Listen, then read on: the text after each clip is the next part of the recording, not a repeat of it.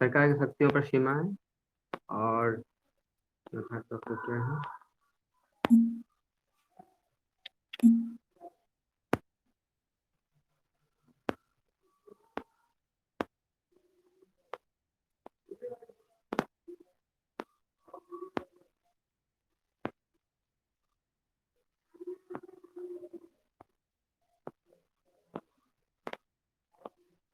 चलिए, आज हम लोग यहाँ शुरू कर देते। आज आज का क्लास यहाँ से शुरू होगा कि राष्ट्र की बुनियादी पहचान। राष्ट्र की बुनियादी पहचान कैसे? तो संविधान का काम ये भी आप लोग को थोड़ा सा, ये एनसीईआरटी के कुछ टॉपिक्स थोड़ा सा थ्योरेटिकल है, इसलिए आपको गौर से समझना होगा ये क्या कहना चाहिए। थोड़ा इन चीजों को समझना थोड़ा सा कठिन होता है अगर आप पहली बार पढ़ते हैं, तो इसलिए इन चीजों को आप ध्यान से समझे, गौर से सुनेंगे तो आपको समझ में आ जाएगा ये क्या चीज है। अब जैसे है कि राष्ट्र का बुनियादी पहचान। राष्ट्र की बुनियादी पहचान का मतलब क्या है? संविधान का एक काम ये भी होता है कि संविधान का जैसे काम क्या है, ये जो पहचान है, पहचान क्या कहने का क्या मतलब कि हम लोगों को संविधान एक स्पेशल पहचान दिया एक, जैसे कि आपने पहला ही अनुच्छेद में राज्य के संबंध में पढ़ा होगा, तो ये हमारा एक फिक्स कर दिया, हमारा एक सीमा क्षेत्र फिक्स कर दिया। तो हम हमारा एक देश, प्रॉपर देश का नाम जैसे भारत देश हो गया, एक पहचान दिला दिया। तो ठीक है, हम इस इसके अंतर्गत आते हैं। तो संविधान का एक ये भी काम काम होता है कि वो क्या होता है ना, कि हमको एक पहचान दे दिया कि ठीक है, नहीं आप जो है खास तरह के इस तरह से आप ढांचा में बने हुए हैं, इस तरह से आप, जैसे ये बात इसलिए कही गई है कि खास पहचान का मतलब ये नहीं होता है कि आप हिंदू हैं या मुस्लिम हैं या आप सिख हैं या ईसाई है, इस तरह के पहचान संविधान नहीं देती है। इस बात को समझे आप, क्योंकि ये चीजें जैसे कि आप इसमें थोड़ा सा आप पढ़ेंगे तो आप इस टॉपिक में समझ में, यहाँ देखिए कि जैसे जर्मन नस्ल, जर्मनी में के बारे में कहा जाता है कि जर्मन में जो आपको संविधान बना, तो उसमें क्या है कि जर्मन नस्ल को विशेष रूप से ध्यान देके जो है उसका संविधान बना। लेकिन भारत में कुछ ऐसा नहीं है। देखिए, जैसे इस कार्टून को आप थोड़ा सा पढ़िए तो आपको समझ में आ जाए। ये देखिए कार्टून कब का है, जब अफगानिस्तान, इराक में सद्दाम हुसैन की सत्ता खत्म हुआ। इराक में क्या हुआ, सद्दाम हुसैन बहुत बड़ा आतंकवाद था। तो वहां पे जो सद्दाम हुसैन का सत्ता खत्म होने के एक नए, देखिए इसको थोड़ा सा समझिए कि इराक में सद्दाम हुसैन की सत्ता खत्म होने पर संविधान की रचना करते देश के विभिन्न जातीय समूह ने काफी संघर्ष दिखाए थे। इन विभिन्न लोगों ने क्या मांगे हैं, इसको दिखाए गए संघर्ष में यूरोपीय संघ और भारत के संबंध के बीच में कार्टून। तो ये जो देखिए, अब क्या होता है कि मुस्लिम में अलग अलग धर्म के लोग होते हैं, जैसे कि सुन्नी हो गया आपका, देखिए सुन्नी हो गया, शिया हो गया, ये मुस्लिम कुर्द हो गया। तो इन सब लोगों के ने कहा कि हम अपने अनुसार संविधान बनाएंगे, हम अपने अनुसार संविधान बनाए। तो यही कहने का मतलब है कि जैसे पाकिस्तान का संविधान बना तो ये सोच के बना कि नहीं ये मेरा मुस्लिम देश है, तो इसलिए मुस्लिम लोगों का संविधान होगा, इसमें मुस्लिम लोगों की ज्यादा कुछ स्पेशल पहचान होगी। लेकिन यहाँ के कहने का मतलब है, पहचान देने का मतलब ये है कि संविधान, हमारे भारतीय संविधान ने किसी धर्म जाति विशेष रूप से किसी को स्पेशल पहचान नहीं दिया। उन्होंने क्या किया, एक एक कॉमन रूप से एक संविधान बनाया जो सबों के लिए, वो सबों के हित में देखते हुए उन्होंने संविधान बनाया कि चलो ठीक है, इसमें सारे लोग एक जैसा होंगे। ये नहीं कि ये नहीं चलो सिया वर्ग है, इस जैसे कि वहां पे वहां पे हुआ कि चलो सिया है या सिया वर्ग के लिए हम कानून बनाए, या सुन्नी वर्ग है उसके लिए विशेष रूप से कानून बनाए, या जर्मन नस्ल के लोग जर्मन के बारे में इस तरह से बनाए। इस तरह से हमारे संविधान नहीं है। हमारा संविधान में सबको इक्वल इक्वल के रूप में देखकर उन्होंने संविधान कर। तो ये इस टॉपिक में कहने का इस टॉपिक में इन्होंने कहने का यही मतलब है कि संविधान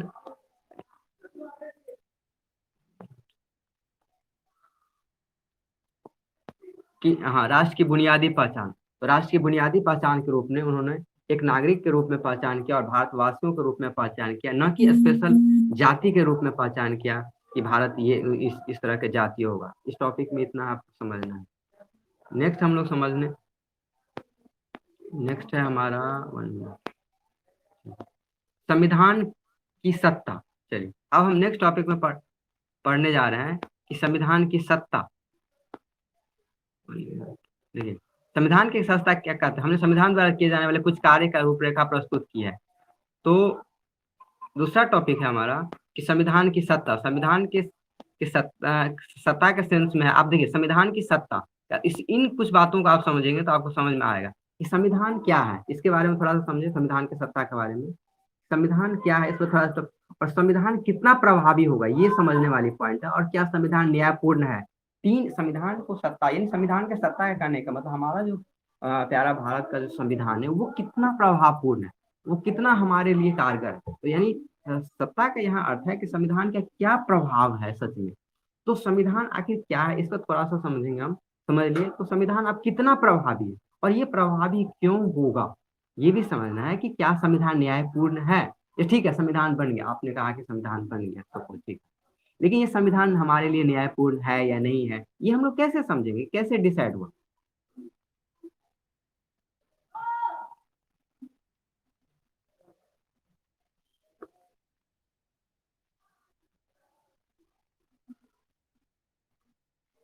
तो यहाँ इंपॉर्टेंट बात समझने का है, ये जो संविधान है ये कितना प्रभावी है, क्या संविधान न्यायपूर्ण है या नहीं, संविधान न्यायपूर्ण है या नहीं। तो अब इसके लिए समझने के लिए, जैसे कि कितना प्रभावी है, इसके लिए हमको थोड़ा सा इतिहास बैकग्राउंड को समझना होता है कि संविधान फिर बनाया किसने। ये जो संविधान है, प्रभावी की बात करते हैं, कितना प्यारा हमने जो संविधान बनाया, तो ये संविधान किन लोगों ने बनाया, ये संविधान जो कितना प्रभावी क्या हुआ। हम जब ये बात कब हमको समझ में आएगी, जब हम ये समझेंगे कि संविधान जो है हमारा, ये संविधान किस लोगों ने बनाया। प्रभाव तो लोगों से होता है, जैसे यहाँ प्रभाव के क्या मतलब हुआ। ये जो हमारा जो संविधान बना, ये जो मेरा प्यारा भारत का जो संविधान बना, ये प्रभावी होगा या नहीं होगा। जैसे हमारे आसपास, जैसे हम गांव में रहते हैं, ठीक है, तो गांव में अगर मान लिया हम गांव में रहते हैं, ठीक है, गांव में रहे तो गांव में क्या है, मान लिया मुखिया है, पंचायत है, किसी की बात तो कब हम मानते हैं, जब वो हमारे वरिष्ठ होते हैं, कुछ सीनियर सिटीजन होते हैं जिसकी बात तो सारे लोग मानते हैं, तो वो उन्होंने कोई बात बोल दिया, ठीक है, तो हम लोग सारे लोग फॉलो करने लगे। ऐसे ही हमारा संविधान कितना प्रभावी है, इसको समझने के लिए हम लोग थोड़ा संविधान सभा के गठन को जो समझेंगे, तो धीरे धीरे आपको समझ में आ जाएगा कि संविधान हमारा क्यों लोगों ने मान लिया, कैसे चुनाव हुआ, फिर उन बातों को सारे लोगों ने उन्हीं का क्यों बात माना। इन बातों को आप धीरे धीरे समझ पाएंगे।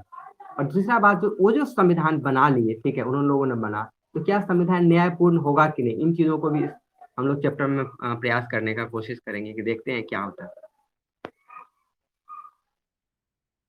हम्म।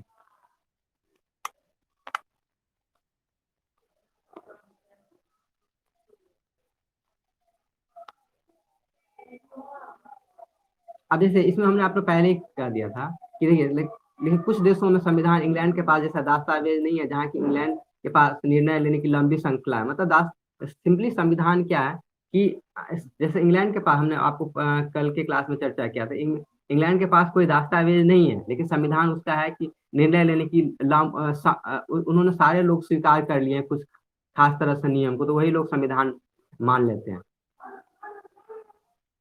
लेकिन बहुत सारे देशों में क्या है ना, एक लिखित रूप से संविधान की प्रावधान किया गया, तो वो ठीक है, तो वो तो कोई बात नहीं, संविधान के संबंध में है। आ, आप देखिए, तो चौथा टॉपिक है हमारा, नेक्स्ट टॉपिक है संविधान को प्रचलन में लाने का तरीका। हमारा तरीका क्या होगा।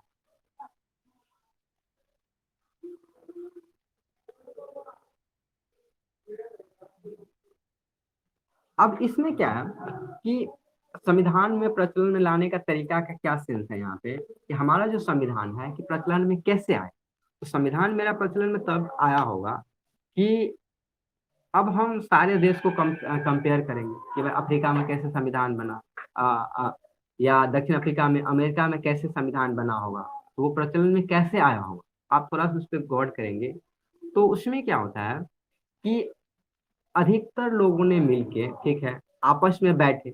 आप तो सोचेंगे कि अरे पूरे भारत के लोग कैसे बैठेगा आपस में, तो इसीलिए क्या होता है कि आप आगे के चैप्टर में पढ़ेंगे कि उन्होंने संविधान सभा का गठन किया। इसमें ज्यादा कुछ नहीं है समझने के लिए, इसमें आप पढ़ेंगे कि आगे जो चल के इसमें पता चलेगा आपको, संविधान सभा का गठन हुआ, संविधान के मौलिक प्रावधान, इस संविधान सभा का गठन हुआ इसके बाद जो है संविधान बना, फिर संविधान प्रचलन में लाने का तरीका, संविधान सभा का गठन हुआ, फिर प्रचलन में आया धीरे धीरे संविधान। इसमें ज्यादा कुछ समझने की बात नहीं। अब देखिए नेक्स्ट टॉपिक है इसमें समझने का, संविधान का मौलिक प्रावधान क्या है। तो संविधान का मौलिक प्रावधान करने का मतलब संविधान जो बना उस टाइम में ये देखिए ये संविधान बनाने की प्रक्रिया के दौरान कुछ समझने वाली बातें हैं। तो उसमें क्या है कि संविधान का मौलिक प्रावधान क्या क्या होगा, मतलब संविधान में हम क्या क्या चीज को जोड़ेंगे ताकि वो बहुत बहुत बहुत संख्या बहुत बहुत संख्यकों का उस पर नहीं दबाव नहीं हो, या अल्पसंख्यक जिसकी संख्या कम हो समाज में उसके ऊपर कोई उत्पीड़न या माने उसके ऊपर कोई दबाव तो नहीं है, वो समाज में उसको अधिकार मिला है कि नहीं। तो इन सब बातों को समझ के, उन सब बातों को ध्यान में रख के हम संविधान बनाते हैं ताकि सारे लोग का क्या हो, आपस में साझेदारी हो। ये नहीं कि हम किसी खास तरह के वर्ग को मिलकर हम संविधान बनाएं और जिसपे किसी वर्ग का एक खास वर्ग का अधिकार हो। जैसे अगर हिंदू बहुल हमारा देश है तो ये नहीं कि हम हिंदू के लिए कानून बनाए, ये नहीं कि अल्पसंख्यकों को छोड़ दें और बस अपने लिए कानून बनाए। तो इस तरह से हमको समझना होता है कि कानून का मतलब ये होता है कि संविधान, तब तो देखिए आप समझिए ऐसे कि संविधान अगर हम हिंदू हैं सिर्फ हिंदू के लिए कानून बनाए, हिंदू के लिए सिर्फ अगर हम कानून बनाएंगे तो उसमें क्या होगा कि हिंदू हिंदू के लिए सिर्फ अगर कानून बनाएंगे तो हिंदू का डोमिनेंट हो जाएगा, हिंदू लोग डोमिनेंट हो जाएंगे।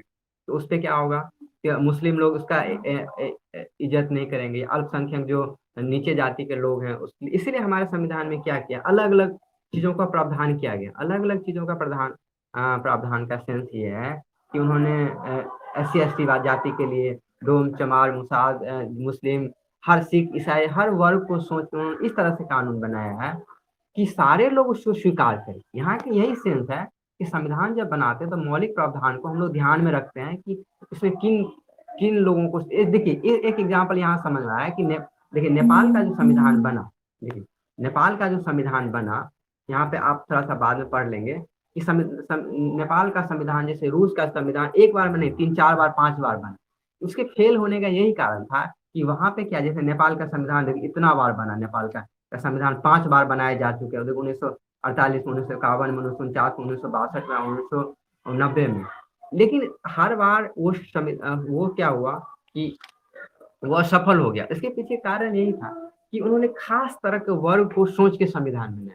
तो ये बात यही इसे कहने का टॉपिक है कि हम जो संविधान बनाते हैं उसमें हर लोगों का ख्याल रखते हैं, चाहे वो गरीब हो अमीर हो, वो अलग धर्म जाति को हो, या हिंदू हो सिख हो मुस्लिम हो। ये नहीं कि अगर हम हिंदू बहुल है तो सिर्फ हिंदू के लिए सोचेंगे। तो आप सिंपल सा सोचिए तो वो हमारे इज्जत करना हमारे संविधान को छोड़ देंगे।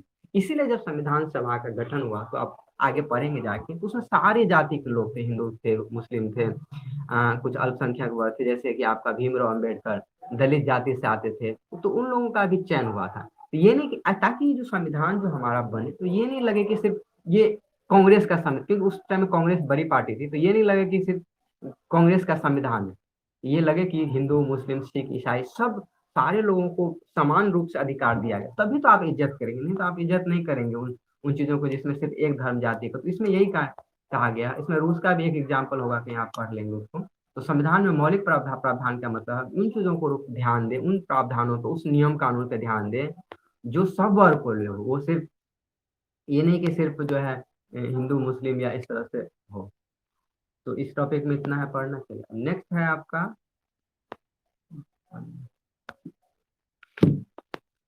नेक्स्ट है संस्था का, हाँ संस्थाओं का सम्मिलित रूपरेखा। आप देखिए जब जिस टाइम संविधान बना होगा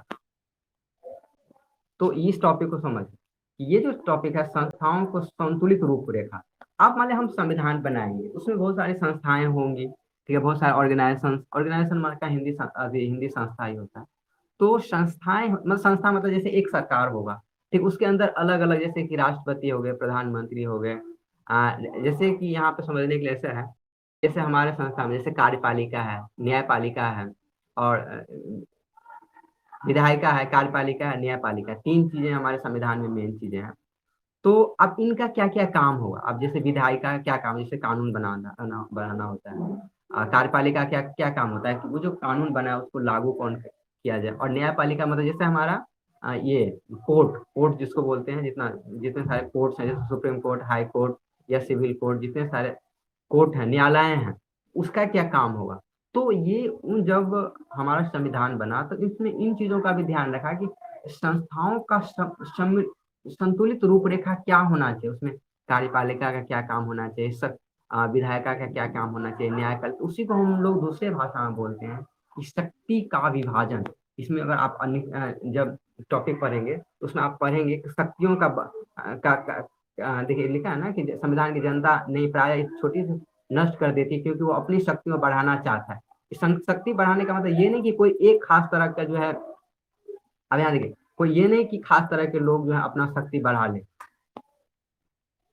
अब ये नहीं देखिए, क्योंकि अपना शक्ति को बढ़ाना चाहता है, क्योंकि उसमें एक संस्थाएं क्या होती है मजबूत हो जाती है, दूसरी संस्थाएं कमजोर हो जाती है। अब ये नहीं कि तीन संस्थाएं हैं, कार्यपालिका है, न्यायपालिका है, और कार्यपालिका है या न्यायपालिका है और या विधायिका है, तो ये किसी एक को पावर नहीं, सबका अलग तरह से पावर, एक समुचित पावर मिलना चाहिए प्रॉपर तरीके से, ताकि एक कोई जो है ये पावरफुल नहीं हो जाए। तो इस बात को संविधान जो बनाया उन्होंने विशेष रूप से ध्यान रखा कि ऐसा नहीं कि हम चलो ठीक है किसी को बना देते हैं, संविधान कैसा भी बना देते हैं, किसी हिंदू विशेष को या किसी मुस्लिम विशेष को ध्यान में रख के संविधान पर हम चर्चा कर देते हैं। तो इन बातों को ध्यान में रखा गया है संविधान बनाने से। चलिए, अब इसी में आप अलग अलग, बस इसमें मेन बात यही, इन सारे पढ़ने के में हमारे संविधान में एक सिंपल सा बात कहा गया है कि हमारा संविधान एक जीवंत दस्तावेज है। हमारा एक संविधान एक जीवंत दस्तावेज के महसूस रूप करती है, और उसमें जीवंत दस्तावेज में क्या है कि हर जैसे एक कार्य प्रणाली है, कार्य प्रणाली में किस तरह से सब कार्यपालिका क्या प्रणाली होगी, सबका उन्होंने काम को एक अलग अलग तरीके से बांट दिया कि कार्यपालिका का क्या काम होगा, विधायिका का क्या काम होगा, ताकि अलग अलग सारे जो संस्थाएं हैं आपस में क्लास मतलब आपस में टकराए नहीं और सबका अपना अपना काम फिक्स हो। तो जब संविधान निर्माताओं ने सोचा, बड़े बड़े लोगों ने सोचा, तो उसमें ये भी ध्यान में रखा कि इसका संतुलित रूपरेखा क्या होना चाहिए। इस टॉपिक में इस तरह का चर्चा की। अब देखिए, जैसे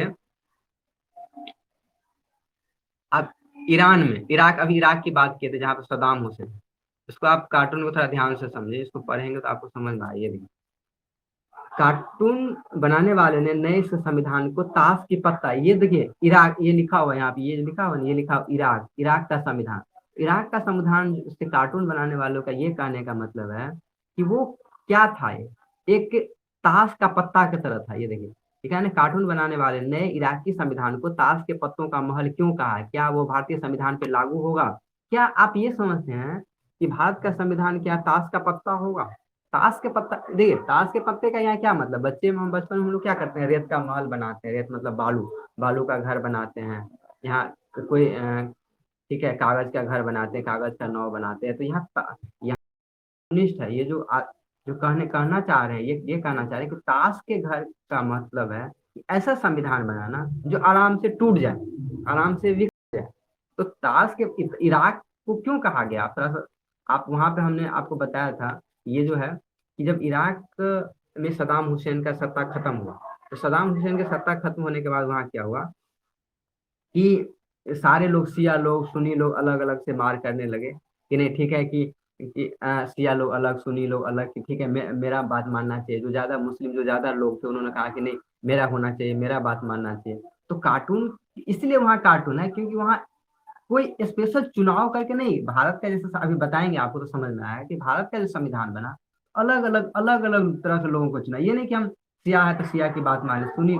इसलिए इराक के संविधान को उन्होंने कह दिया कि वो क्या है कि ताश का एक पत्ता है। ताश के पत्ते के कहने का मतलब है कि वहाँ वो उसका संविधान इतना मजबूत नहीं है कि वो हमारे बिल्डिंग की तरह मजबूत है, ये ताश के पत्ते की तरह है, कभी भी ढह सकता है। वहाँ के कुछ हो जाए, कभी मन हुआ तो मिलिट्री वाले, कभी मिलिट्री का सरकार, कभी मन हुआ तो आतंकवाद का वहाँ का, इसलिए ताश के पत्तों की तरह इराक का, एक्चुअली इराक, ईरान, ये सारे मुस्लिम कंट्री हैं, पाकिस्तान की तरह इसकी स्थिति बहुत खराब है। तो ये लोग क्या है, मुस्लिम बहुल कंट्री है, तो वहाँ सिर्फ किसी खास तरह का वर्ग जैसे शिया है या सुन्नी है, जो मुस्लिम में मेन वर्ग है, उन्हीं लोगों का वहाँ चलता है। इसीलिए इस तरह से कार्टूनिस्ट ने दिखाया है कि इराक का संविधान एक ताश के पत्ते की तरह है जो कभी भी टूट सकता है, क्योंकि वहाँ खास तरह के अलग से जाति के लोग आएंगे, फिर वो अपना, जैसे नेपाल में हुआ, नेपाल में पता है, नेपाल का कहानी ये है कि नेपाल में 5 बार संविधान बना, तो शुरू में वो अलग अलग तरह के लोग आए, फिर शुरू में राजतंत्र था वहाँ, मैंने राजा का शासन था, राजा फिर लास्ट में जो है 2005 या शायद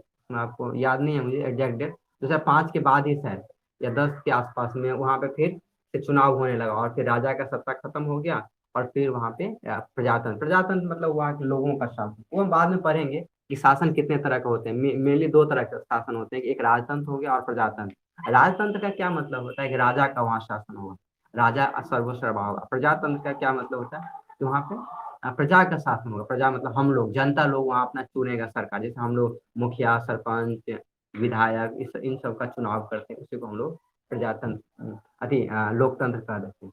अब मेन हमारा टॉपिक है जिसका हम लोग इंतजार कर रहे थे कि संविधान, भारतीय संविधान कैसे बना, इसको थोड़ा सा समझना है। ये देखिए, अगर इस टॉपिक को आप समझ जाते हैं कि भारतीय संविधान कैसे बना, तो ये पीछे का जो टॉपिक है आपको आराम से क्लियर समझ में आ जाएगा कि ये आखिर कैसे बना संविधान, उस टाइम में लोगों के दिमाग में क्या चल रहा था, कैसे लोगों ने स्वीकार कर लिया हमारा संविधान बना। तो ऐसा तो नहीं कि संविधान बना, तो ये भी तो हो सकता है हम नियम बना देंगे, हम कहेंगे मानेंगे ही नहीं तुम्हारा बात, ये भी तो हो सकता था, लेकिन ऐसा नहीं हुआ।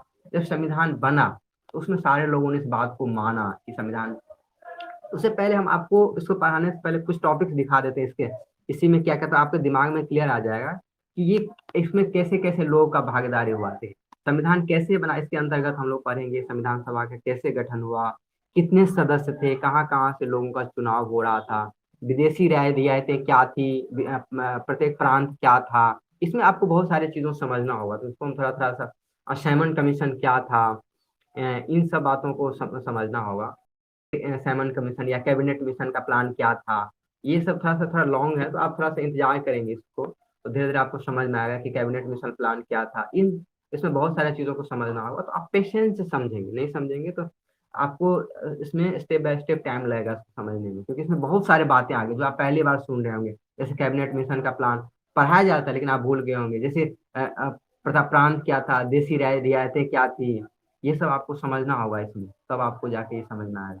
इस इससे पहले हम कुछ चीजों आपको दिखा दें, जैसे संविधान में ये चीजें बातें, इसके अलावा देखिए, इसके अलावा इसके अलावा यहाँ, हाँ इसमें यही कि अलग अलग प्रांत के लोग थे, तो इसमें यही कहा गया। दूसरा देखिए, हाँ हाँ, संविधान सभा का स्वरूप, इसमें फिर पढ़ेंगे कि संविधान सभा का स्वरूप मतलब कैसे संविधान का जो स्वरूप क्या क्या था, उसमें कौन कौन लोग थे, वो हमारा मेन पॉइंट होगा कि उसमें क्या क्या पॉइंट था, संविधान सभा में कितने लोग थे, क्या क्या कहाँ कहाँ से, संविधान सभा की कामकाज की शैली, इसमें जो है कामकाज की शैली क्या थी, कितने प्रतिनिधि थे, कैसे कैसे आए, कहाँ कहाँ से आए, इस तरह की शैली क्या थी।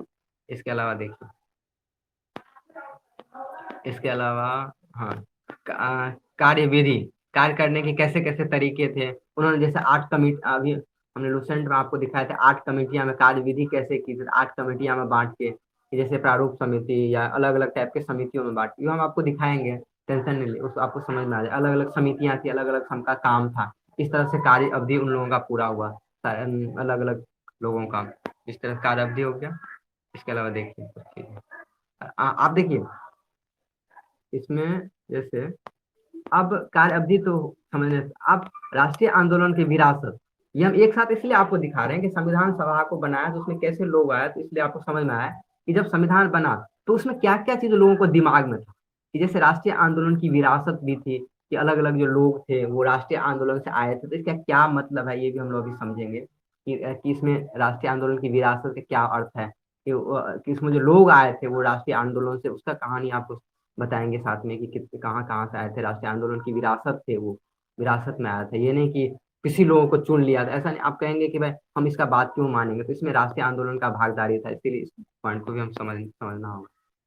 अब चलिए नेक्स्ट देखते हैं हम, संस्थागत व्यवस्थाएं। अच्छा, यहाँ पे यही लिखा गया, वो जो हम आपको पहले ही चर्चा कर रहे थे, ये देखिए कि संस्थागत व्यवस्थाएं किस तरह से, व्यवस्थाएं जो संविधान बना उसमें क्या क्या चीजों को रखा गया ध्यान, जैसे विधायिका है, कार्यपालिका और न्यायपालिकाओं को रखा गया, जिसको हमने चर्चा कर लिया है कि संस्थागत किस तरह से संस्थागत ढांचा होना चाहिए, जिसमें विधायिका है या कार्यपालिका है या न्यायपालिका है, इस तरह से, यानी ये जो 3 पॉइंट है मैंने, विधायिका, कार्यपालिका और न्यायपालिका का किस तरह से है उसमें। इसके अलावा आपका एक मिनट, इसके अलावा संस्थागत व्यवस्थाएं इस तरह से की गई है, और इसके बाद आपका क्या हो गया, उद्देश्य प्रस्ताव के बारे में थोड़ा सा चर्चा करेंगे। ये उद्देश्य प्रस्ताव क्या, आपने पढ़ा ना प्रस्तावना क्या होता है? प्रस्तावना यहीं से लिया गया है। प्रस्तावना भारत संविधान का जो प्रस्तावना है यहीं से लिया गया है। उद्देश्य प्रस्ताव के बारे में भी हम लोग थोड़ा सा चर्चा कर लेंगे यहाँ पे। और लास्ट, हाँ, यहाँ पे खत्म हो जाता है। यहाँ पे तो बस, हाँ, यहाँ पे हमारा टॉपिक खत्म हो जाता है।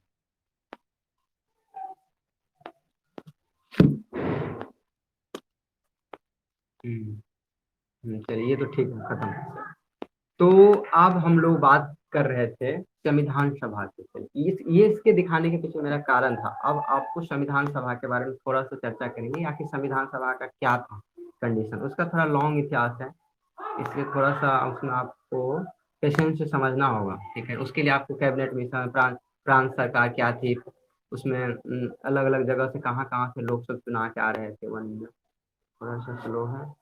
हाँ, ये मैंने, हाँ, संविधान कैसे बना, ये देखिए।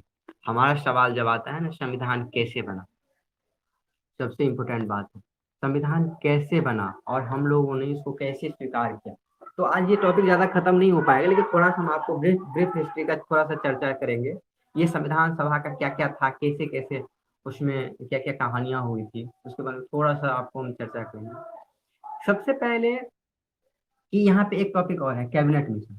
कैबिनेट मिशन, उससे पहले हमने आपको लुसेंट में जब बताया था, तो ये बताया था कि संविधान का ये विकास हुआ कैसे। ये जो संविधान है हमारा, ये कैसे विकास हुआ, ये कैबिनेट मिशन तक आया कैसे ये अपना। तो आप ऐसे समझिए कि हमारा संविधान का क्या है, संविधान एक नियम, तो नियम का कैसे विकास हुआ होगा, ये इसको इस तरह से इतिहास को आपको समझना होगा कि ये जो नियम, आज जो हमारा संविधान एक मोटा बुक के रूप में जो आपको हमने कल दिखाया था, ये जो संविधान बार बार हम जो संविधान कहते हैं, जो नियम कानून बना, अचानक तो इतना बड़ा नियम कानून बुक का नहीं बन गया। तो उसके पीछे एक लॉन्ग इतिहास है, थोड़ा सा उसको ब्रीफ आप समझेंगे तो आपको समझ में आ जाएगा कि संविधान सभा का गठन कैसे। तो जैसे कि हमने आपको बताया था कि 1757 में प्लासी का, 1757, इस चीज को याद रखिए, हमेशा क्वेश्चन पूछा है। 1757 में प्लासी, 1757 में प्लासी का युद्ध हुआ।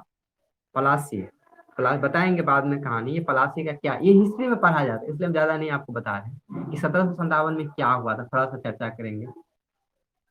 यहाँ 1857 की नहीं बात कर रहे हैं हम, 1757 की। 1857 में तो वो क्रांति हुआ, सैनिक विद्रोह हुआ, उसकी बात नहीं कर रहे हैं। देखिए, दो डेट आपको समझना, एक अभी इसको समझने की, एक तो 1757, ठीक है, और एक डेट है 1764, ठीक है। अब थोड़ा सा पेशेंस से सुनेंगे तो थोड़ा सा समझ में आएगा। तो 1757 में क्या हुआ था कि प्लासी का युद्ध हुआ, और 1764 में बक्सर का युद्ध हुआ। उस टाइम में क्या हुआ कि अंग्रेज सबसे पहले भारत आए, और उन्होंने धीरे धीरे धीरे धीरे धीरे सारे राज्यों पे कब्जा करना शुरू कर दिया। उससे पहले शासन किसका था? हमारे यहाँ राजतंत्र था। आप ये समझ रहे हैं, राजतंत्र का क्या मतलब होता है? वहाँ राजा का शासन था, राजतंत्र था। राजतंत्र के धीरे धीरे धीरे धीरे उन्होंने, और सारे सरकार से ऑर्डर ले धीरे धीरे उन्होंने क्या किया, कंपनी के बहाने धीरे धीरे धीरे अंग्रेज ने अपना काम शुरू किया भारत में कि नहीं, ठीक है, हमको व्यापार करना है। पहले बार वो आई ईस्ट इंडिया कंपनी का शुरुआत हो। इसको अपने अगर नहीं पढ़ा है तो कोई बात नहीं, आप इतिहास में सारी चीजों को पढ़ेंगे कि आधुनिक भारत का जो इतिहास है, उसमें सारा चीज पढ़ाया जाता है कि कैसे अंग्रेज आए, उन्होंने भारत पे राजा से सबसे पहले उन्होंने 1600 में ईस्ट इंडिया कंपनी का गठन हुआ। कंपनी के बाद अलग अलग तरह से लोग आए। फिर उन्होंने सबसे पहले जो अगर राजा के पास आया होगा तो वो कुछ अधिकार के लिए, ठीक है, हमको आप व्यापार करने का अधिकार दे दीजिए। व्यापार करने का मतलब पहले क्या होता था इंडिया में, आपको मसाले, इस मसाला स्पेशली इंडिया में मसाला का बहुत ज्यादा व्यापार होता था। मसाला के व्यापार के कारण से ये लोग आए हुए। तो धीरे धीरे आते आते आते वो ऐसा हुआ, ये कैसे होता है ना कि आप चल कहीं बैठे हैं तो ठीक है, कहीं आप ट्रेन में हैं, थोड़ा सीट दे दीजिए बैठने के, कुछ देर बैठेंगे तो ठीक है, आप थोड़ा और घसक। ऐसा वो अंग्रेज के साथ कहानी है। अंग्रेज आए पहले भारत में व्यापार करने के लिए, फिर आए व्यापार करते करते करते उन्होंने धीरे धीरे धीरे धीरे भारत की राजनीति को समझा। और क्योंकि उस टाइम में क्या था कि आपस में जितने देश के लोग थे वो आपस में क्या करते थे, आपस में मार काट, राजा को कुछ अपना कानून होता था, उसको लोग पसंद नहीं करते थे। धीरे धीरे उन्होंने, लोगों ने सोचा शायद अंग्रेज अच्छा होगा, तो उन्होंने अंग्रेज को बातों को सपोर्ट करना, तो धीरे धीरे सपोर्ट करते करते अंग्रेज इतना प्रभावशाली हो गया कि 1757 में उन्होंने प्लासी के युद्ध में जो है धीरे धीरे पूरा लगभग अपना कंट्रोल कर लिया धीरे धीरे देश में। और बक्सर के बाद ये बंगाल में, और बक्सर के बाद, बक्सर बिहार में है, ये बंगाल में। तो बक्सर के बाद उन्होंने लगभग जो है बिहार और बंगाल क्षेत्र, पहले बिहार बंगाल एक ही क्षेत्र था, बिहार और बंगाल क्षेत्र में अंग्रेज को पूरा टैक्स टैक्स मतलब कर कर लेने का पूरा अधिकार मिलता है। मतलब सिंपल सा भाषा में आप समझें तो उसको उस पे राज करने का पूरा अधिकार मिल गया संविधान। इस तरह से अब क्या, जैसे ही अब समझिए कि अंग्रेज को अधिकार मिलने लगा तो अंग्रेजों ने धीरे धीरे धीरे कानून बनाना शुरू किया। अंग्रेज क्या किए, कानून धीरे धीरे कानून बनाना शुरू किया। अब उसको इसलिए उन्होंने क्या रेगुलेट करना शुरू, रेगुलेट मतलब होता है कि आप उसको नियंत्रित करना है, नियंत्रित करना है। इसलिए तो 1773 का पहला रेगुलेटिंग एक्ट आया। आप पढ़ेंगे इतिहास में कि जब संवैधानिक विकास पढ़ेंगे तो हम पढ़ते हैं उसमें कि 1773 का रेगुलेटिंग एक्ट आया, रेगुलेटिंग एक्ट आया। उसमें क्या हुआ कि धीरे धीरे अब सरकार क्या हुआ कि अब ब्रिटिश सरकार धीरे धीरे चौकन्ना हो गया कि हम आपको भारत में राज करना है तो कुछ नियम बनाना पड़ेगा। ये नियम बनाने का क्या अर्थ हुआ, ये नहीं कि हम कि कुछ अब भारत के अथी के लिए जो अब जैसे ईस्ट इंडिया कंपनी आया तो इसमें अब क्या किया, उसमें भारतीय ईस्ट इंडिया कंपनी का कार्य को नियमित कर दिया। इसके बाद अब उस पर जो है धीरे धीरे धीरे कंपनी का एक रूल अब चालू हो गया। पहले जो कंपनी था अब धीरे धीरे भारत के राजनीतिक अथी में राजनीतिक रूप से दखल करने लगा। ये चीजें आप धीरे धीरे पढ़ेंगे। इसके अलावा एक्ट ऑफ सेटलमेंट आया, इसके बाद फिट्स इंडिया एक्ट आया, चार्टर अधिनियम आते हैं। इसके अलावा बहुत सारे नियम इस तरह से आते हैं। इस तरह से धीरे धीरे 1919 का शासन अधिनियम आया या 1858 का भारत शासन अधिनियम आया। ये बहुत सारे कानून, इसको हम अलग से पढ़ेंगे धीरे धीरे नेक्स्ट टॉपिक में।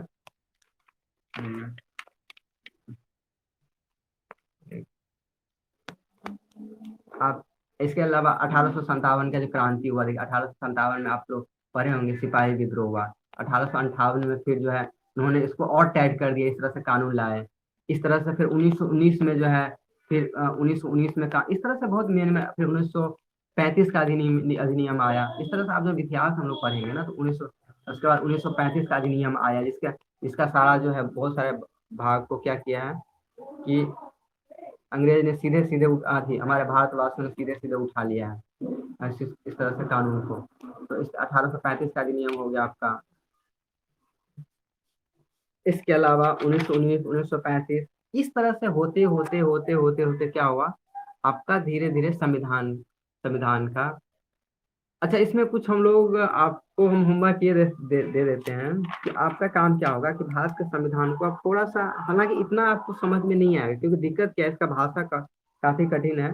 तो भारतीय संविधान के विकास में आप थोड़ा सा संक्षिप्त इतिहास के बारे में पढ़ेंगे तो आप लुसेंट से भारतीय संविधान के जो पहला पेज है या दूसरा पेज उसके बारे में थोड़ा सा आप पढ़ेंगे तो थोड़ा सा आइडिया, क्योंकि पूरा आपको समझ में नहीं आएगा लेकिन थोड़ा सा आइडिया लगेगा ये क्या चीज हुआ और कैसे कैसे हुआ इस तरह से। तो आपका काम क्या है कि भारतीय संविधान जो है लूसेंट से थोड़ा सा आपको एक या दो पेज पढ़ना है ताकि थोड़ा सा, हम पहले ही बता रहे हैं आपको ये क्लियर अभी समझ में नहीं आया क्योंकि बहुत सारे टर्म इसमें आपको समझना है। तो थोड़ा थोड़ा सा आप समझेंगे इसमें। हम अब ठीक है, इस तरह से विकास होते होते होते होते होते कैबिनेट मिशन आया, फिर स्वतंत्रता सब, फिर ये कैबिनेट साइमन कमीशन के बाद कैबिनेट मिशन, इस तरह से बहुत सारे लोग आए।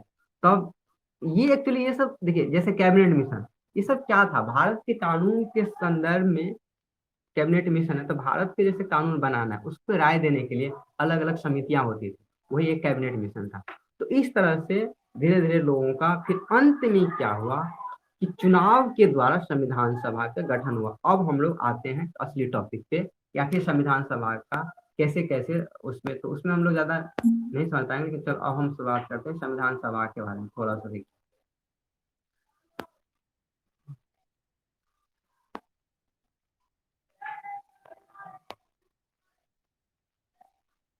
देखिए अब इसलिए संविधान सभा को समझने के लिए देखिए कैबिनेट मिशन की प्रस्तुति के आधार पर भारतीय संविधान भारत के संविधान पर भारतीय निर्माण सभा का जुलाई 1946 में गठन हुआ। कैबिनेट के सदस्य जैसे Stafford Cripps, Lord Pethick Lawrence और एबी अलेक्जेंडर, ये क्वेश्चन आता है ठीक है, तो इसको आप ध्यान से इसको हाईलाइट करेंगे कि कैबिनेट मिशन में कौन से सदस्य थे। ठीक है, तो Stafford Cripps, Lord Pethick Lawrence और बी अलेक्जेंडर, ये बहुत सारे एग्जाम में आते हैं क्योंकि ये कैबिनेट मिशन बहुत इंपॉर्टेंट है, तो इसको आप थोड़ा सा ध्यान रखेंगे। हम इसका शेयर कर देंगे तो बाद में आप इसको, तो क्या देखिए संविधान सभा का मेन जो है यहीं से शुरुआत होता है कि कैबिनेट मिशन के प्लान पे ठीक है लोगों ने अब सोचना शुरू कर दिया कि हमको संविधान बनाना है। तो संविधान बनाना है तो उसके लिए लोगों कौन बनाएगा संविधान, उसके लिए चुनाव हो। तो इसी में लोग चुना चुना के आते हैं, अलग अलग जगहों से चुना के आते हैं। तो उसमें कि अब देखिए एक चीज और है। अब जैसे इसमें बहुत सारा चीज, स्वराज पार्टी क्या था 1924 में, तो ये सब धीरे धीरे आप समझेंगे कि संविधान सभा की जो है का विचार सबसे पहले स्वराज पार्टी जो थे 1924 में ही इसका इस पे विचार कर दिया गया था। खैर ये सब धीरे धीरे आप समझेंगे। तो इसमें समझने कि संविधान सभा की कुल संख्या 389 थी। अब धीरे धीरे आपको ये याद आ जाएगा ये क्या चीज है। धीरे धीरे हम आपको इसमें क्लियर करते जाएंगे संविधान सभा के सदस्य का क्या मतलब है। अब क्या हुआ कि जब संविधान सभा का शुरुआत हुआ, ठीक है, तो यहाँ आप समझे कुछ बात को, फिर हम उसको कल, आज तो नहीं हो पाएगा, कल से हम लोग डिटेल पढ़ेंगे संविधान सभा के बारे में। यहाँ हम दो तीन चीजें आपको समझा देते हैं तो थोड़ा समझे कि ये जो इस टाइम की बातें हैं संविधान सभा की, जिस टाइम में पाकिस्तान हमारे देश से अलग नहीं हुआ, ठीक है, तो उस पाकिस्तान हमारे देश से अलग नहीं हुआ था, तो पाकिस्तान और भारत एक साथ, उसमें अलग अलग जगहों से लोगों ने चुन लिया। अलग अलग जैसे जो नेता थे उसको उन्होंने चुन लिया। जैसे अपने यहाँ मान लिया अपने यहाँ मधुबनी से कोई नेता होगा, ठीक है, उसको लोग उसका उसका नियम भी था, इसमें आप आगे पढ़ेंगे कि उन्होंने 1 लाख पे, उन्होंने कैसे, अब कितने लोगों में कैसे चुनेंगे, उसका नियम था कि 1 लाख पे एक वोट होगा। जैसे बिहार का या यूपी वालों का अगर जनसंख्या ज्यादा है तो ये हम मोटा मोटी ध्यान रखेंगे कि 1 लाख पे एक कोई आदमी होगा, एक कोई विधायक होगा या उसको हम लोग चुनेंगे। 1 लाख पे एक आदमी को का फिर चुनाव हुआ। वो अब अलग देश का, चाहे अब हिंदू का हो या मुस्लिम का हो, अलग अलग जगहों से हमने सब कुछ चुन लिया। तो इस तरह से कुल संख्या देखिए 389 थी। ये कब की बात है, जब हमारा देश आजाद नहीं हुआ, ठीक है, जिसमें से 292, एक मिनट इसको मिटा देते, ठीक है, 292 ब्रिटिश प्रांत से, और 4 चीफ कमिश्नर, और देसी रियायत 93 देसी रियायत होती। यही बात हम कर रहे थे कि ब्रिटिश प्रांत का क्या मतलब होता है और देसी रियायतें और चीफ कमिश्नर का क्या मतलब। तो क्या है, इस टॉपिक को समझ के थोड़ा सा आपको थोड़ा पेशेंस और थोड़ा सा टाइम भी लगेगा, तो आप समझिए उस टाइम में क्या था।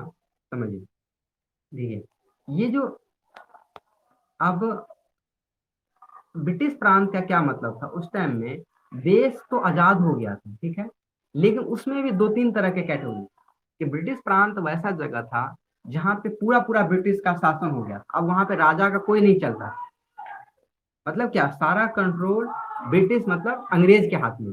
चाहे नियम बनाना हो, कानून बनाना हो, टैक्स के संबंध, सारा कानून क्या होता था, ब्रिटिश प्रांत के हाथ में था। उसको हम लोग ब्रिटिश मतलब क्या, ब्रिटिश के हाथ, ब्रिटिश करने के मतलब इंग्लैंड के बाद अंग्रेज के हाथ में था। किसके हाथ में था, अंग्रेज के हाथ में। तो ब्रिटिश किसके हाथ में था, आपको अंग्रेज के, अंग्रेज यानी इसको हम ब्रिटिश प्रांत बोले। दूसरा क्षेत्र ऐसा क्षेत्र था जो देसी रियासतें थी। देसी रियासतें का क्या मतलब था, कि वैसा देश जहां राजा का ही शासन था, समझे ध्यान से, कि वहां राजा का ही शासन था, लेकिन वहां का सारा नियम व्यवस्था कौन, अंग्रेज चलाता था। कौन चलाता था, अंग्रेज। देसी रियासत का यह मतलब था कि ये देखिए कि ऐसा जगह जहां पे अंग्रेज राजा का ही शासन था, राजा तो था लेकिन राजा सिर्फ नाम के लिए था। सारा कानून व्यवस्था वहां भी क्या कहते थे, ब्रिटिश है। और ब्रिटिश रियासत, ब्रिटिश प्रांत हुआ थी, सिर्फ वहां ब्रिटिश ही था, राजा तो ऑलरेडी वहां हट गया था, वहां राजा था ही नहीं। और देसी रियासत का क्या मतलब था, कि वहां पे राजा तो थे लेकिन राजा जो है डायरेक्ट उसका कोई अधिकार नहीं था आपको ब्रिटिश के अंदर का। इसके अलावा कुछ जगह ऐसे थी बलूचिस्तान में, जिसको चीफ कमिश्नर जगह बोलते थे। ये आपको ज्यादा काम का नहीं है, लेकिन चीफ कमिश्नर कुछ क्षेत्र थे, जैसे कम ही था ये।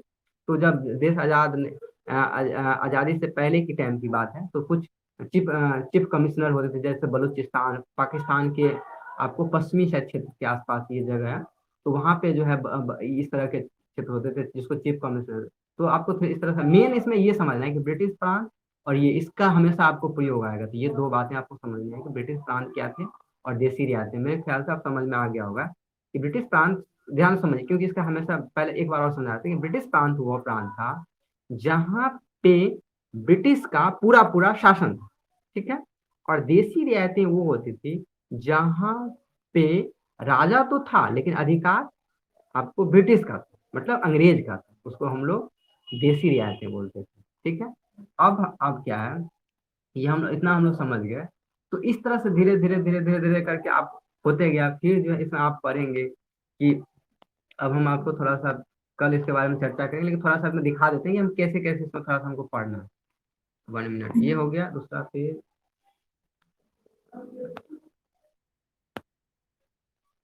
अब देखिए, आपको हमने बताया था कि इसके अलावा प्रांतों में, उसके बाद देखिए जनसंख्या के अनुपात पे उन्होंने, ये आप लुसेंट में पढ़ेंगे तो थोड़ा सा एक बार कल हम इसको फिर से पढ़ा देंगे अच्छा डिटेल से। साधारणतः 10 लाख की आबादी पर एक स्थान आवंटित किया गया, तो मतलब 10 लाख आपका जनसंख्या होगा।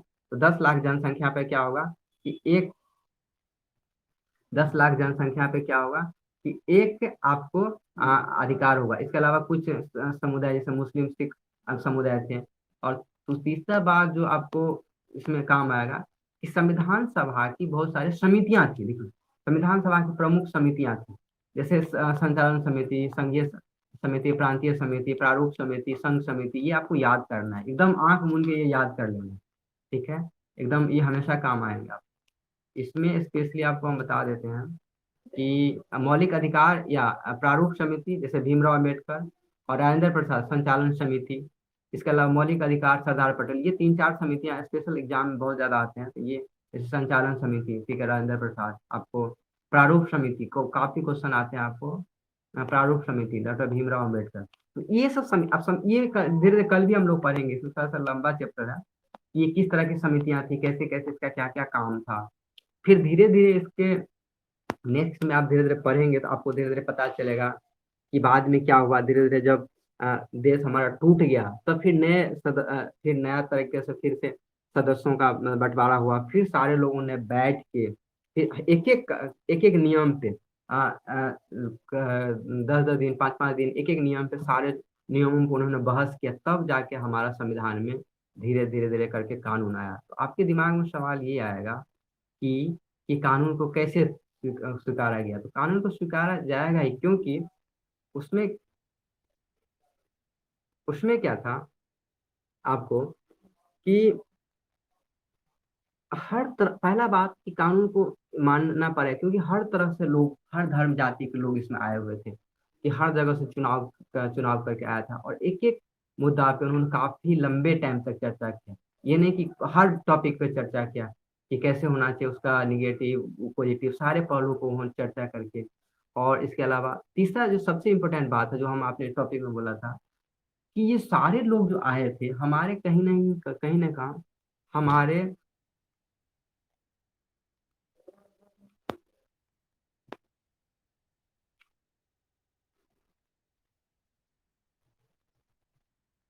ये जो सारे लोग आए होते, जितने समितियां जैसे राजेंद्र प्रसाद हो, जवाहरलाल नेहरू हो, वो हमारे स्वतंत्रता आंदोलन से आए हुए थे। स्वतंत्रता आंदोलन से आने के पीछे क्या था, हमारा उनसे लगाव था। जैसे गांधी जी आए हुए थे स्वतंत्रता आंदोलन से, तो हमको लगाव था कि वो काफी प्रयास के बाद वो लोग आए हैं, तो हमारे भारत के लिए अच्छा ही सोचेंगे।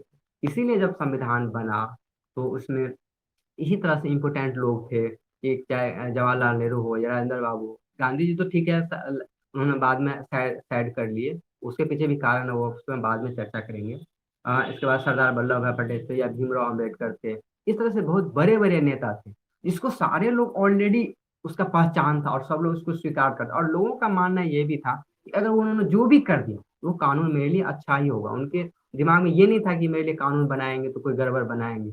तो जो हमारा संविधान के स्वीकार होने के पीछे ये भी कारण है कि उन लोगों ने जो चीज किया तो सब लोग उस काफी पॉपुलर लीडर थे, काफी महत्वपूर्ण लीडर थे और उनका छवि काफी अच्छा था। इसी लोगों ने उसको स्वीकार भी किया कि नहीं चलो हमारा जो भी संविधान वो लोग बनाएंगे।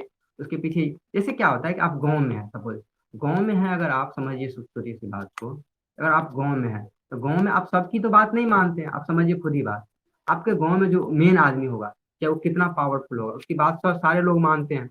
ऐसे ही सेम हमारे संविधान के साथ हुआ। हमारे संविधान में जो लोग संविधान बना रहे हैं तो वो काफी उनका इज्जत था, काफी उनका प्रतिष्ठा था। तो उन लोगों ने मान लिया, हमने चुन के किसी को भेज दिया तो मान लिया मेरे लिए अच्छा ही काम करेंगे, अच्छा ही कानून बनाएंगे। फिर भी एक चीज और हमारे संविधान में प्रावधान है, उस टाइम में संविधान बना लेकिन फिर भी कुछ त्रुटियां रह जाती है, तो हमारे संविधान ने अधिकार दिया है कि उस संविधान को हम दोबारा संशोधन कर सकते हैं। क्या कर सकते हैं? संशोधन करके उसमें कुछ चीजों को जोड़ सकते हैं, कुछ चीजों को घटा सकते हैं। इसीलिए हमारे संविधान को एक जीवंत दस्तावेज भी कहा जाता है। उसको आगे वो नेक्स्ट जो चैप्टर पढ़ेंगे उसमें पढ़ेंगे। तो आज का हमारा टॉपिक खत्म होता है। कल इसमें ये टॉपिक पूरा नहीं हुआ है, आप इसलिए चिंता नहीं करेंगे कि आपको समझ में नहीं आया कितना, उसके लिए आप चिंता बिल्कुल नहीं करेंगे। बस आपका कल का काम है कि थोड़ा सा भारतीय संविधान सभा, इसके विकास के बारे में थोड़ा सा आप पढ़ेंगे अपने से, तो आपको थोड़ा चीजें समझ में आ जाएगी। जो लुसेंट्स आपको पढ़ना है, और बाकी जो है कल हम समझाएंगे कि फिर बाद में कैसे अलग अलग अलग हो गए। अभी भारत का विभाजन हो गया, पाकिस्तान में फिर अलग से, जैसे ये आपको ये यहाँ बताया था ना आपको, ये एक मिनट इससे पीछे वाले पेज में कि अलग सदस्य, अब स्वाभाविक बात है, ये वो जो सदस्य की संख्या थी 289, जो 289 हमने आपको, सॉरी 389 जो सदस्य की संख्या बताई थी, वो विभाजन से पहले का था। फिर धीरे धीरे सदस्य भी अलग हो जाएंगे, फिर पाकिस्तान अलग हो जाता है, फिर जो है हमारा जाके हमारे देश का कानून बनता है। तो आपका आज का टॉपिक यहाँ खत्म हो जाता है। कल आपका ये चैप्टर खत्म हो जाएगा, ठीक है? तो कल एक चैप्टर खत्म हो जाएगा। आपका क्या काम बढ़ गया है? आपका काम क्या है? एनसीईआरटी को थोड़ा सा पढ़ना, पहला होमवर्क 11th एनसीईआरटी चैप्टर 1 को पढ़ना है। अब उसको आप उसमें कुछ चीजें समझ में आएगी। अगर नहीं समझ में आएगा तो उसके लिए हम कल 5 मिनट का सेशन रखेंगे कि क्या क्या उसमें समझ में नहीं आया। दूसरा काम क्या है? लुसेंट के संविधान सभा को पढ़ना। ये दो होमवर्क आपका हुआ कल का, इसको आप पढ़ेंगे, फिर समझ में आएंगे। अभी थोड़ा सा कठिन लगेगा क्योंकि उसमें बहुत सारी चीजें नई नई है, तो उसको हम सिंपल भाषा में समझाने की कोशिश करेंगे। तो ठीक है, आज का सेशन खत्म होता है। तो आज अगर आपका कोई क्वेरी हो तो 2 मिनट के लिए हम आपका ऑन करते हैं। अब आप फिर हमसे सवाल पूछ सकते हैं 5 मिनट के लिए, ज़्यादा से ज़्यादा आपको 5 मिनट टाइम मिलेगा, ज़्यादा 1 मिनट। चलिए। हम्म।